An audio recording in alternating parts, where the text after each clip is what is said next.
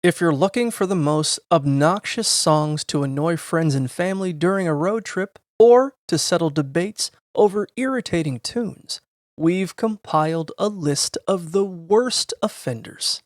While songs like Who Let the Dogs Out, originally titled Doggy, and Fergie's My Humps often top the charts of annoyance, it's important to remember that musical taste is subjective. Tracks like Macarena and Photograph stir nostalgia, yet remain irritating, while Fancy Like and We Built This City exemplify how commercialism can detract from music's appeal.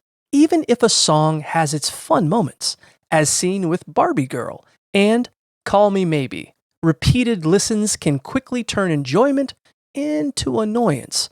Ultimately, every artist strives to create something meaningful, even if they occasionally miss the mark.